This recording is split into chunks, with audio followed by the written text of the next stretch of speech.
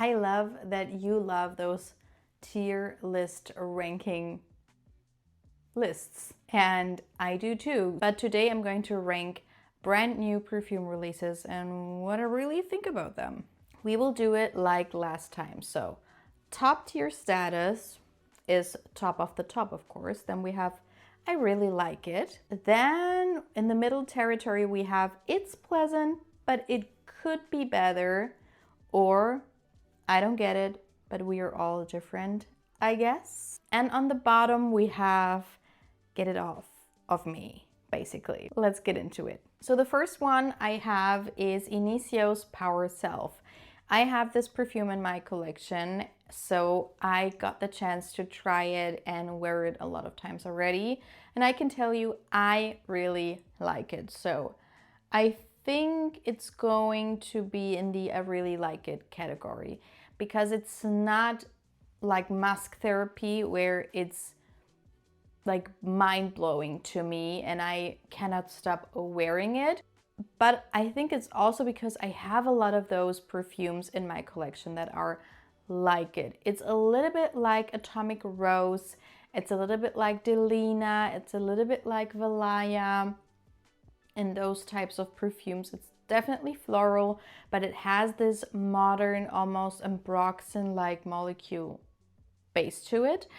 And I like that, but I have all of those perfumes I just mentioned in my collection, so it's not extremely new to me, but it's still a very nice, clean perfume that you can wear every day. Then we have Tulum Escape by Andreoli. Simone Andreoli is his name. And with this one, I'm not really sure. I also have the bottle in my collection. I gave it to my husband just because to me, it's not a vetiver scent, but to me it pulls like a vetiver scent. It's very green, wet smelling, natural smelling, almost animalic and forest-like, just like vetiver can smell like. I think there was patchouli in there, but I'm not really sure anymore. But the thing is, I was a little bit off-put by it because it was so loud and strong and aromatic and fresh spicy. But I tested it out again on my skin, and as it dried down, I was like, I actually don't mind it. I actually do appreciate it quite a bit. So with him, a lot of his fragrances I tested out, I'm not wowed by them. I think a lot of them are really nice, but to me, a lot of times it seems like they're not made to their fullest potential, if you know what I mean. They're not at 100%. A lot of times they're a little bit too simple or too sweet or too much in this direction. I don't know. They're not as round as they could be. And with this one, I do feel like it's definitely a niche perfume. It's definitely very special. But as it dries down, it gets more wearable, more, to me, likable and interesting. It's really interesting. So I think it's going to go into it's pleasant, but it could be better. As I'm looking at the perfumes I'm going to share with you today, I'm like, oh, is this going to be like a roast? I don't know about it. But let's continue with Aldebaran by Marc-Antoine Barrois. He doesn't do a lot of perfumes, so every time he does launch a new perfume, I'm really interested to see. They're all without one exception, they're beast mode perfumes.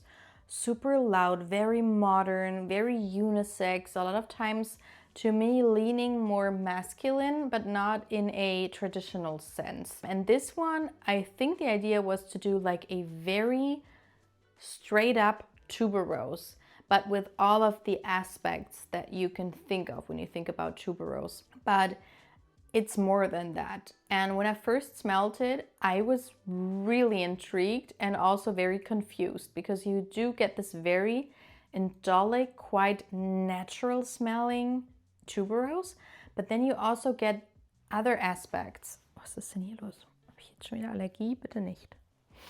Bitte nicht.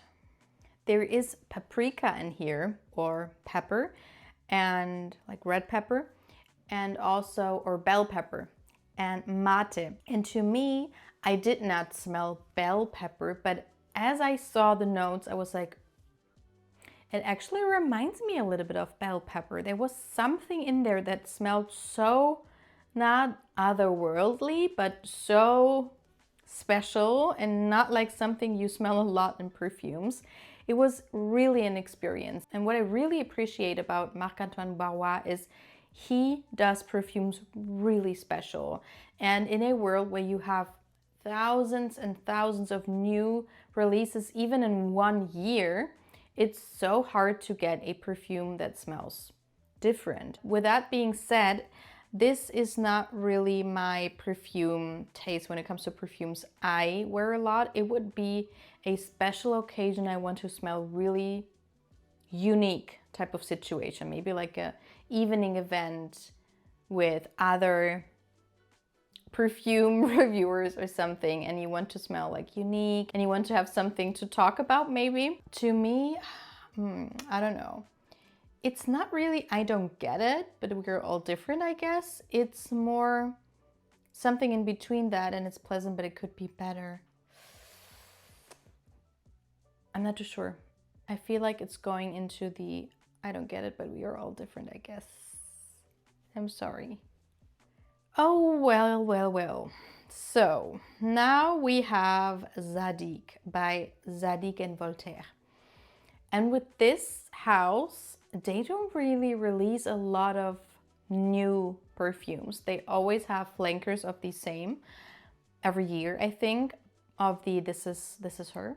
Other than that, not really much is happening. So when I saw a brand new release, I was like, wow, I'm really intrigued, because This Is Her is a very special designer perfume. It's like a milky, like a spicy milk perfume, very sandalwood forward, very special. So I was intrigued. The Zadig one has main accords of white floral, vanilla, and citrus. And you have really interesting notes in here. You have sesame in here, you have chantilly cream in here, but also ginger and pepper and vanilla, sandalwood, things like that. So to me, it seems a little bit like a nod to This Is Her, because this is also like a creamy, vanilla, milky perfume when it comes to what they put in there. But when it comes to how it actually smells like, I straight up get like a fruity, floral perfume that smells very generic, very loud, very, I don't have a word in English for that. In German, it's really easy to say, because there are things made that are not refined. It's the opposite of refined. Unrefined, maybe, but not really. That is the word what I'm looking for. But let's say unrefined. And like, they did not think this one through, you know?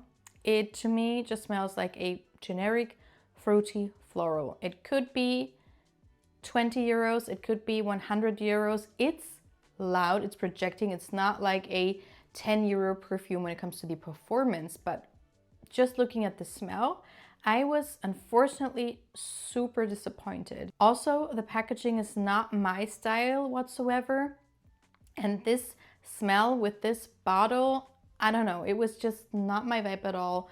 To me, it smells a little bit like Olympia, or what is the other one? Alien Goddess, things like that, that have something in common that smells very generic, basically. I don't get the Zadig and Voltaire DNA from the other perfume that I know very well. So yeah, let's see. I think this is actually one that I tried, and so I think it's going into the get it off of me direction. Yep.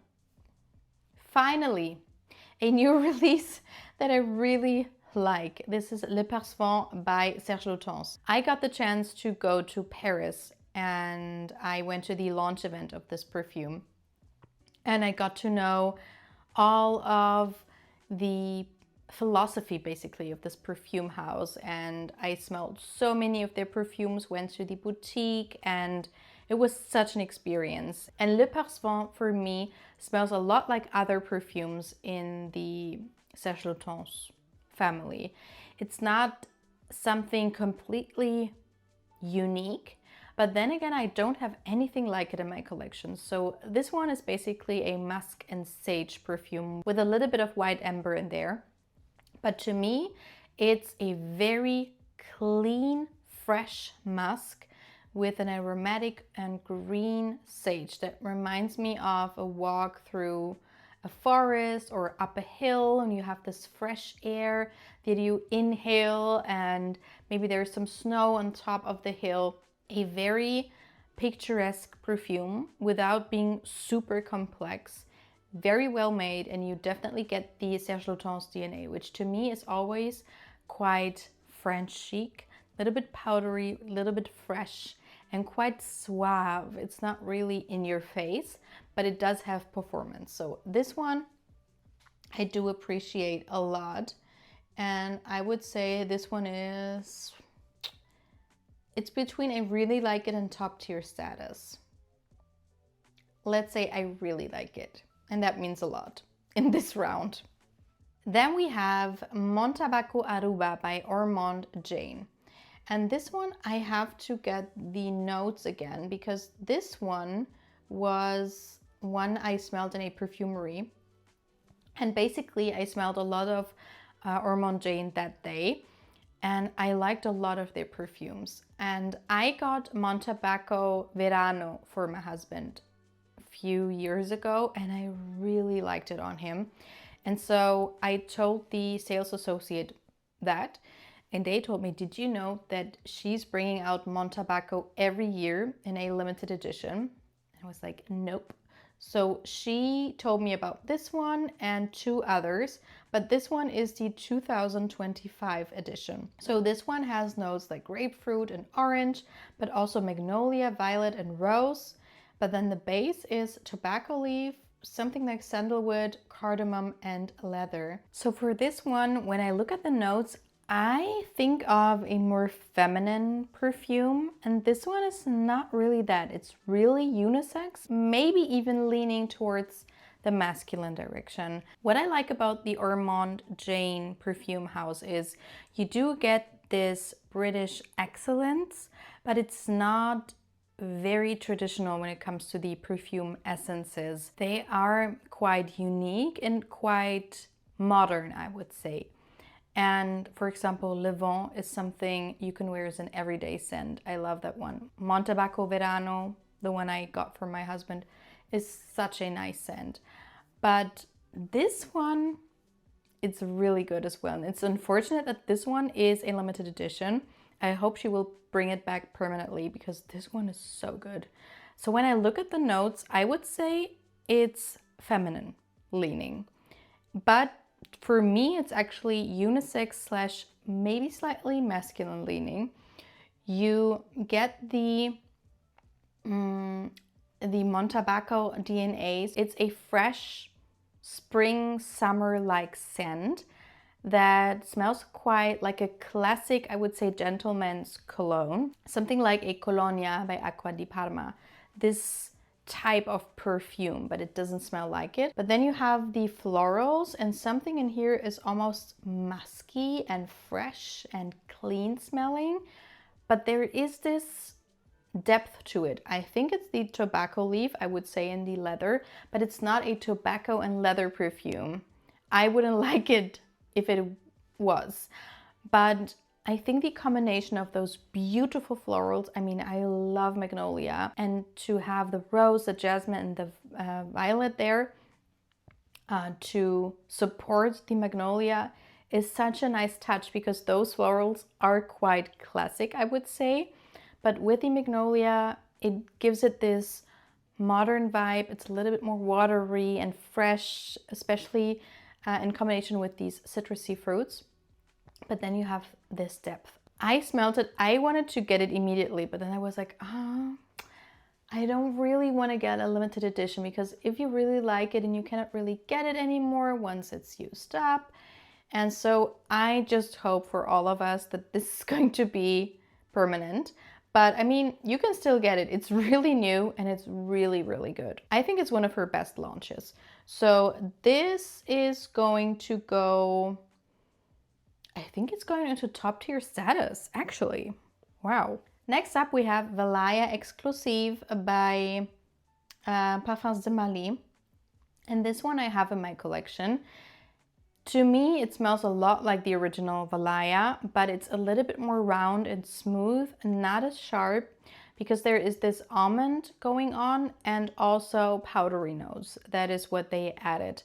But to me, it's very similar to the other ones. So I don't really think we needed it, but I do appreciate it. And if you look at the character in general, to me it smells a lot like Le Vent by Ormonde or Fleur narcotique. So you have this very solar orange blossom scent that is very citrusy, very floral, but then you have a very loud, deep, not deep bass, but it's a very prominent loud bass of molecules, like an ambroxan bomb is basically what I get. It's definitely not a very quiet, demure scent.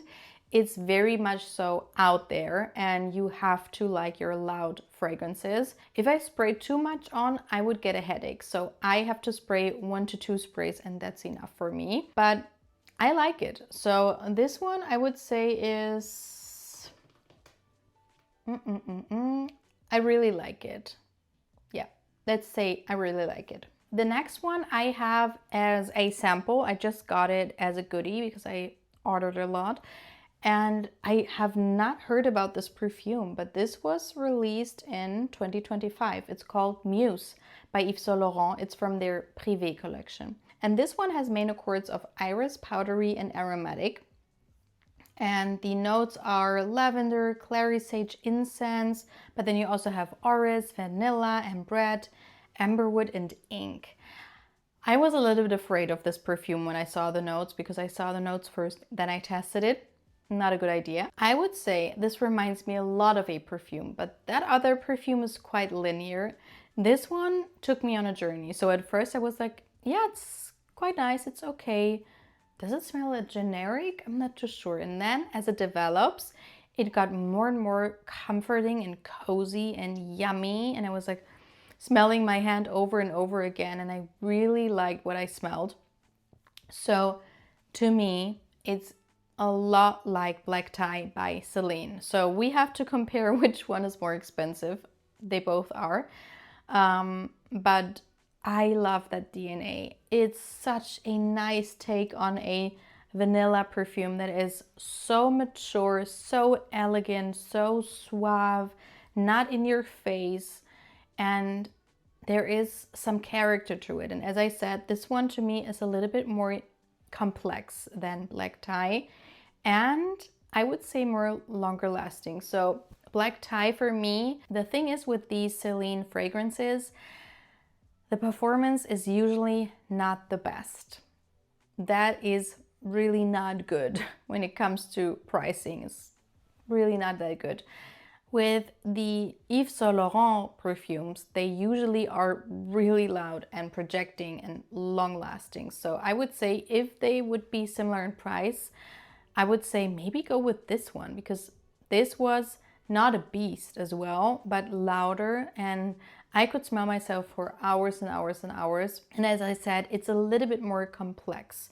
So this one is actually going into top tier status because it's simply just my vibe. And I think it's not groundbreaking, but it's still really, really, really lovely. The next one I have for you is Miami Shake by Juliette Has a Gun. I love the bottle, love the idea, but I was really hesitant. So I got a sample of this one because Juliette Has a Gun usually is not a perfume house I get along with easily. So this one has main accords of sweet, vanilla, and fruity. And it only has 3 yummy notes: strawberry, ice cream, and vanilla. And that's basically it. And I would say that this one is one of my favorite perfumes from Juliette Has a Gun. It's not something new. It's not the best version of this perfume DNA, but Juliette Has a Gun a lot of times is very synthetic, and there is something in there that I don't really like on my skin. But with this one, this was just smelling like the fluffiest strawberry milkshake marshmallow type of perfume I can think of. It was so lovely, suave and quite subtle from the get-go. It wasn't loud, it wasn't really synthetic or ambroxan-like, molecule-like, nothing like that. It just smelled really nice.